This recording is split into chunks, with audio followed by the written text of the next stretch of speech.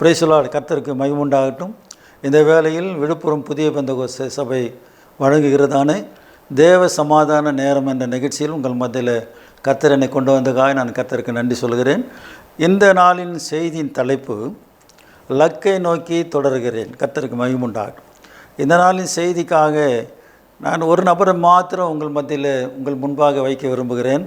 அவர் நம்ம எல்லாருக்கும் தெரிஞ்ச சவுல் என்கிறதான பவுல், அப்போஸ்தலனாகிய பவுல். கர்த்தருக்கு மகிமை உண்டாகட்டும். இந்த வசனத்தில் சொல்லுகிறார், லக்கை நோக்கி தொடர்கிறேன். கர்த்தருக்கு மகிமை உண்டாகட்டும். இன்றைக்கி அநேகரை பார்த்தீங்கன்னா எதுக்காக வாங்குறீங்க, உங்கள் எதிர்காலத்தில் என்ன திட்டம், அதெல்லாம் கேட்டிங்கன்னா ஒன்றும் தெரியாதுன்னுவாங்க. கர்த்தருக்கு ஸ்தோத்திரம். லக்கு இல்லாமல் ஒன்றும் பண்ண முடியாது. நம்முடைய எய்ம் இல்லாமல் எந்த காரியத்தையும் நம்மளால் செய்ய முடியாது. ஒரு பொருள் உருவாக்குறோன்னா அந்த பொருள் உருவாக்குறதுக்கான நோக்கம் இது, அதை குறித்த ஒரு திட்டம் தெளிவு இல்லாமல் எந்த ஒரு பொருளையும் யாரும் உருவாக்கத்தில்லை. கர்த்தருக்கு மகிமை உண்டாகட்டும். நம்மை ஆண்டவர் உண்டாக்குனது கூட ஒரு நோக்கம் உண்டு, திட்டம் உண்டு. கர்த்தருக்கு ஸ்தோத்திரம். அதை மல்கியா 2ஆம் அதிகாரத்தில் 15ஆம் வசனத்தில் சொல்லுகிறார், அவர் ஒருவனை அல்லவா படைத்தார், ஆவி அவரிடத்தில் பரிபூர்ணமாக இருந்தது, பின்ன ஏன் ஒருவனை படைத்தார், தேவ பக்தி உள்ள சந்ததியை பெரும்படித்தானே. இப்போ நம்ம உருவாக்கியிருக்கிற நோக்கம் தேவ பக்தி உள்ள சந்ததியை நாம் இந்த உலகத்தில் கொண்டு வர வேண்டும். தேவனுக்கு ஊழியம் செய்கிற ஒரு சந்ததி வர வேண்டும். ஆண்டவரை ஆராதிக்கிற ஒரு சந்ததி வர வேண்டும். இதுக்காகத்தான் ஆண்டவர் இந்த பூமியில் மனுஷர்களாகி நம்மை வைத்திருக்கிறார். இது தேவனுடைய நோக்கமாக இருந்தது. கர்த்தருக்கு மகிமை உண்டாகட்டும். இந்த அப்போஸ்தலனாகிய பவுல் சொல்கிறதான வார்த்தை 3ஆம் அதிகாரத்தில் 14ஆம் வசனத்தை நான் வாசிக்கிறேன். கிறிஸ்து இயேசுவுக்குள் தேவன் அழைத்த பரம அழைப்பின் பந்தய பொருளுக்காக லக்கை நோக்கி தொடர்கிறேன். கர்த்தருக்கு மகிமை உண்டாகட்டும். கிறிஸ்து இயேசுவுக்குள் தேவன் அழைத்த பரம அழைப்பின் பந்தய பொருளுக்காக லக்கை நோக்கி தொடர்கிறேன். கர்த்தருக்கு ஸ்தோத்திரம். 13ஆம் வசனத்தில் சொல்லப்பட்டிருக்கிறது, சகோதரரே, அதை பிடித்து கொண்டேன் என்று நான் எண்ணுகிறதில்லை, ஒன்று செய்கிறேன், பின்னானவைகளை மறந்து முன்னானவைகளை நாடி. நான் தொடர்ந்து அந்த காரியங்களை இந்த அதிகாரத்தில் இருக்க ஒரு 2-3 வசனங்களை குறித்து மாத்திரம் நான் உங்கள் மத்தியில் வைத்து உங்களுக்காக நான் ஜெபிக்கும்படியாக விரும்புகிறேன். கர்த்தருக்கு ஸ்தோத்திரம். ஆகவே பவுலுக்கு ஒரு லக்கு இருந்தது, ஒரு எய்ம் இருந்தது. அதை நோக்கி அவர் தொடர்கிறேன்னு சொல்லி அவருடைய சாட்சியில் சொல்லுகிறார், அறிக்கையில் சொல்லுகிறார். அதுபோல் நம்ம எல்லாருக்கும் ஒரு லக்கு இருக்க வேண்டும். ஒரு எய்ம் இருந்தால் தான் நம்ம அதை அடைய முடியும். கர்த்தருக்கு ஸ்தோத்திரம். ஒரு லக்கு இருந்தால் தான் அந்த காரியத்தை நம்மால் போய் அடைந்து அதை நிறைவேற்ற முடியும். லக்கு இல்லாமல் வாழ முடியாது. கர்த்தருக்கு ஸ்தோத்திரம். அப்போஸ்தலனாகிய பவுல் சொல்லுகிறதான வார்த்தை இதே அதிகாரத்தில் தான் உங்களுக்கு திரும்ப வசனங்களை வாசிக்க போகிறேன். 3ஆம் அதிகாரம் 10ஆம் வசனம். இப்படி நான் அவரையும் அவருடைய உயிர்த்தெழுதலின் வல்லமையும் அவருடைய பாடுகளின் ஐக்கியத்தையும் அறிகிறதற்கும் அவருடைய மரணத்துக்கு ஒப்பான மரணத்துக்குள்ளாகி எப்படியாலும் நான் மரித்தோர்லிருந்து உயிரோடு எழுந்திருப்பதற்கு தகுதியாகும்படிக்கும் அவருக்காக எல்லாவற்றையும் நஷ்டம் என்று விட்டேன், குப்பையுமாக எண்ணுகிறேன். இன்றைக்கு கர்த்தருடைய காரியத்தை அறிந்து கொள்கிறதுக்காக பவுல் ஆண்டவராகிய இயேசுவினால் எதற்காக அழைக்கப்பட்டாரோ அந்த அழைப்பை அவர் பிடித்து கொள்ளும்படி அந்த 12ஆம் வசனத்தில் தெளிவாக சொல்லுகிறார், நான் அடைந்தாயிற்று அல்லது முற்றும் தேறினானேன் என்று எண்ணாமல் கிறிஸ்து இயேசுவினால் நான் எதற்காக பிடிக்கப்பட்டேனோ அதை நான் பிடித்து கொள்ளும்படி ஆசையாய் தொடர்கிறேன்.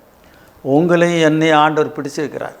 பொதுவாக நிறைய பேர் என்ன செய்வாங்கன்னா, யாராவது ஒரு பிடிக்கிறாங்கன்னா அவங்கள ஏதாவது ஒரு காரணத்தை முன்னிட்டு பிடிப்பாங்க.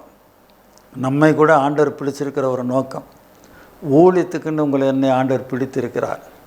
நீங்கள் அவர் கையிலேருந்து ஓட முடியாது. அப்போஸ்தலனாகிய பவுல் அவர் கையிலேருந்து ஓட முடியாது.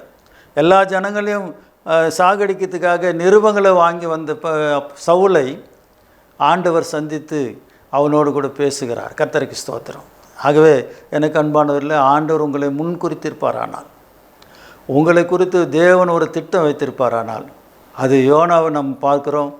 ஆண்டவருடைய சமூகத்தை விட்டு விலகும்படி அவன் தர்சீசுக்கு போனான். கர்த்தருக்கு ஸ்தோத்திரம். ஆனாலும் ஆண்டவர் விடவில்லை. சமுத்திரத்தின் ஆழத்தில் போனாலும் அங்கேயும் ஆண்டவருடைய கரம் நம்மை எட்டி பிடிக்கும். கர்த்தருக்கு ஸ்தோத்திரம். நீ எனக்கு வேண்டும், நான் என்னுடைய ஊழியத்துக்காக அழைத்திருக்கிறேன், நீ எங்கேயும் போக முடியாதுன்னு சொல்லி ஆண்டவர் திரும்ப கொண்டு வந்து அவருடைய ஊழியத்தை செய்ய உதவி செய்வார். கர்த்தருக்கு மகிமை உண்டாகட்டும். நான் இதில் சொல்லுகிற காரியம், இந்த செய்தி பொதுவாக ஊழியக்காரர்களுக்கும் சபை மக்களுக்கும் ஊழியம் செய்வர்களுக்கும் இது அனுகூலமாக ஆசீர்வாதமாக இருக்குன்னு நினைக்கிறேன். கர்த்தருக்கு ஸ்தோத்திரம்.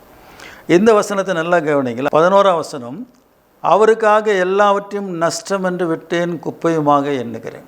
இயேசுவுக்காக இயேசுவை அறிந்து கொள்வதற்காக, இயேசுனுடைய ரட்சிப்பை பெற்றுக்கொள்வதற்காக, இயேசுனுடைய ரட்சிப்பை பெற்ற பிறகு மேன்மை பாராட்ட வேண்டுமானால் அவரை குறித்து தான் மேன்மை பாராட்ட வேண்டும். அவருடைய சிலுவை குறித்து தான் மேன்மை பாராட்ட வேண்டும். அவருடைய அழைப்பு குறித்து தான் மேன்மை பாராட்ட வேண்டும். ஆனால் இன்றைக்கு அநேக ஊழியக்காரர்கள் கத்துடைப்பில் நாம் என்ன செய்கிறோன்னா, பவுல் எல்லாவற்றையும் குப்பையும் நஷ்டம்னு விட்டார், அதையெல்லாம் தூக்கி அந்த குப்பையிலெல்லாம் நம்ம தலைமையில் வச்சுருக்கிறோம். அந்த குப்பையெல்லாம் கொஞ்சம் கீழே இறக்கி வைங்க. இது குப்பைன்னு பவுல் விட்டுட்டார், உங்களுக்கும் தெரியுது, எனக்கும் தெரியுது. ஆனால் அந்த தலைமையில் அந்த குப்பையெல்லாம் வச்சுருக்கிறோம். அப்போ நம்ம தலையை ஒரு குப்பை தொட்டியாக மாற்றிட்டோம். கர்த்தருக்கு ஸ்தோத்திரம். ஆனால் பவுல் சொல்லுகிறார், அவருக்காக எல்லாவற்றையும் நஷ்டமென்று விட்டேன், குப்பையுமாக எண்ணுகிறேன். குப்பை யாரையும் தலையில் வச்சுருக்க மாட்டாங்க. ஆனால் நீங்களும் நானும் தெரியாமே அதை தலையில் வச்சுருக்கிறோம். பவுல் சொல்லுகிறத கவனிங்க. கர்த்தருக்கு ஸ்தோத்திரம். நான் அடைந்தாயிற்று அல்லது முற்றும் தேறினான் என்று எண்ணாமல் கிறிஸ்து இயேசுவினால் நான் எதற்காக பிடிக்கப்பட்டேனோ அதை நான் பிடித்து கொள்ளும்படி ஆசையாய் தொடர்கிறேன். ஆகவே ஆண்டவர் ஒரு நோக்கத்தோடு உங்களையும் என்னை தெரிந்திருக்கிறார். நாம் அந்த நோக்கத்தை தெரியாமல் வாழ்ந்தால் கூட, அவரை விட்டு தூரமாக போனாலும் அவர் நம்ம விட மாட்டார். கர்த்தருக்கு மகிமை உண்டாகட்டும். நாம் அவருக்கு தேவை, நான் அவருக்கு தேவை, நீங்கள் அவருக்கு தேவை. அவருடைய ஊழியத்தை உங்களை வைத்து தான் ஆண்டவர் நிறைவேற்றணும்னு விரும்புகிறார். ஆண்டவர் அந்த வேலையை செய்கிறதுக்கு நீங்கள் ஆண்டவர் உங்களை தெரிந்தெடுத்திருக்கிறார். ஆகவே நீங்கள் சாக்கு போக்கெல்லாம் சொல்லி ஆண்டவர் விட்டு தூரமாக போகக்கூடாது. போனாலும் விட மாட்டார். அதுக்கு நான் உதாரணமாக சொல்கிறேன். மோசேயை ஆண்டவர் கூப்பிட்டார். ஆனால் அவன் சொல்கிறான், நான் மந்த புத்தியும் திக்கு வாயினமாக இருக்கிறேன். ஆனால் வேதம் அப்படி சொல்லலை. மோசே எகிப்தின் சகல சாஸ்திரத்திலும் தேறினவனாக இருந்தான். ஆண்டவர் அழைக்கும்போது அந்த அழைப்பை மறுதளிக்கிறதுக்காக, அந்த அழைப்பிலிருந்து தப்பித்து கொள்றதுக்காக போய் சொன்னான், நான் மந்த புத்தியும் திக்கு நாவும் இருக்கிறேன். சரிவா, உனக்கு ஒரு நாவை நல்ல பேசக்கூடிய ஒரு ஆளை உனக்கு வாயாக வைக்கிறேன்னு சொல்லி ஆண்டவர் ஆரோனை வைத்தார். கர்த்தருக்கு ஸ்தோத்திரம். ஆனால் ஆண்டோடைய பிள்ளைகள் இன்றைக்கு நம்மை இருக்கிற வண்ணமாக அழைக்கிறார். கர்த்தருக்கு ஸ்தோத்திரம். யோசுவா கூட சொல்லும்போது, நான் சின்ன பிள்ளையாக இருக்கிறேன்னு சொன்னார். நீ அதெல்லாம் கவலைப்படாத, நான் உன்னோடு கூட இருப்பேன்னு சொன்னார். ஆகவே எனக்கு அன்பானவர்களே, இந்த ஆண்டவராக இயேசுவை அறிந்து கொள்ளுகிற அறிவில் நாம் வளர்ச்சி அடைய வேண்டும். பவுல் சொல்கிறத நல்லா கவனிங்க. 12ஆம் வசனத்தில், நான் அடைந்தாயிற்று அல்லது முற்றும் தேறினான் என்று எண்ணாமல் கிறிஸ்து இயேசுவினால் நான் எதற்காக பிடிக்கப்பட்டேனோ அதை நான் பிடித்து கொள்ளும்படி ஆசையாய் தொடர்கிறேன். கர்த்தருக்கு ஸ்தோத்திரம். இந்த ஆசையாய் தொடர வேண்டுமானால் 13ஆம் வசனம் ஒரு வசனம் நமக்கு ஒரு எச்சரிப்பான ஒரு காரியம் சொல்கிறது. ஓட்டப்பந்தயத்தில் நீங்கள் ஓட வேண்டுமானால் முன்னோக்கி தான் பார்த்து ஓடணும். பின்னாடி திரும்பி பார்த்தீங்கன்னா உங்களால் ஓட முடியாது. பின்னாடி திரும்பி பார்க்குற எவனும், கலப்பையின் மேல் கை வைத்து பின்னிட்டு திரும்பி பார்க்குற எவனும் தேவனுடைய ராஜ்யத்துக்கு தகுதியானவன் அல்லன்றார். ஆகவே எனக்கு அன்பான இந்த வசனம் சொல்லுகிறது, 13ஆம் வசனம், சகோதரரே, அதை பிடித்து கொண்டேன் என்று நான் எண்ணுகிறதில்லை, ஒன்று செய்கிறேன், பின்னானவைகளை மறந்து முன்னானவைகளை நாடி. கர்த்தருக்கு ஸ்தோத்திரம். பின்னானவைகள் உலக பிரகாரமான காரியங்கள் அல்லது முந்தின காரியங்கள் அல்லது ஆண்டவருக்கு பிரியமில்லாத காரியம், இதெல்லாம் மறந்து முன்னானவைகளை, ஆண்டவர் வைத்திருக்கிற அழைப்பை, ஆண்டவர் நமக்குன்னு வைத்திருக்கிற வெளிப்பாட்டை, ஆண்டவர் உங்களுக்கு கொடுத்த தரிசனத்தை, ஆண்டவர் உங்களை அழைத்த அழைப்பை தெரிந்து கொள்ளுதலை நிறைவேற்ற வேண்டுமானால் நீங்கள் பின்னானவைகளை மறந்து முன்னானவைகளை நாடி கிறிஸ்து இயேசுக்குள்ளாக தேவன் அழைத்த பரம அழைப்பின் பந்தய பொருளுக்காக லக்கை நோக்கி தொடர வேண்டும். எனக்கு அன்பானவரில் அந்த லக்கு நமக்கு இருக்க வேண்டும். கர்த்தருக்கு ஸ்தோத்திரம். அந்த லக்கு நோக்கி தொடராத பட்சத்தில் அந்த லக்கை நம்மால் அடைய முடியாது. அங்கே ஓடி முடித்தா பிறகு தான் நமக்கு பந்தய பொருள் கிடைக்கும். எந்த போட்டியிலும் சரி கலந்து கொண்டு ஜெயித்தா தான் நமக்கு கிரீடம், பந்தய பொருள் கிடைக்கும். அதுபோல் வாழ்க்கையில் ஆண்டவராக இயேசு நமக்கு முன்மாதிரியாக நம்மை அழைத்திருக்கிறார். அழைக்கப்பட்ட அழைப்பில் நாம் தெளிவாக இருக்க வேண்டும், லக்கை நோக்கி தொடர வேண்டும், ஆசையாய் தொடர வேண்டும், பந்தய பொருளுக்காய் தொடர வேண்டும், பின்னானவைகளை மறக்க வேண்டும், முன்னானவைகளை நாட வேண்டும். நாம் ஜெபம் பண்ணுவோம். ஆண்டவர் இந்த வார்த்தைகளை ஆசீர்வதிப்பார். ஆண்டவரே, இந்த செய்திக்காக நன்றி செலுத்துகிறோம். நாங்கள் அப்போஸ்தலனாகிய பவுலை போல லக்கை நோக்கி தொடர்கிற ஒரு அனுபவத்தை எங்களுக்கு கட்டளையிடும். ஆண்டவரே, நாங்கள் ஆசையாக தொடரலாக எங்களை மாற்றும். பின்னானவைகளை மறந்து முன்னானவைகளை நாடி நீர் எங்களை அழைத்த நோக்கத்தில் ஆண்டவரே அதற்காகவே நாங்கள் பயணிக்கிறவர்களாக எங்களை மாற்றும்படி செபிக்கும். இந்த செய்தியை பார்த்து கொண்டிருந்த கேட்டுக்கொண்ட மக்கள் ஆசீர்வதி, ஒளிபரப்புகிற ஜாய் டி நிறுவனத்தை உடைய பிள்ளைகளை ஆசீர்வதி, தொடர்ந்து பொறுப்பேடு இயேசுவின் நாமத்தில் பிதா ஆமென். God bless you. Praise the Lord. ஸ்தோத்திரம். வல்லவரே உம்மை வாழ்த்தி பாடிட 1000 நாவுகள் போதுமோ, 10,000 நாவுகள் போதுமோ, 10,000 நாவுகள் போதுமோ. வல்லவரே உம்மை வாழ்த்தி பாடிட 1000 நாவுகள் போதுமோ, 10,000 நாவுகள் போதுமோ, 10,000 நாவுகள் போதுமோ.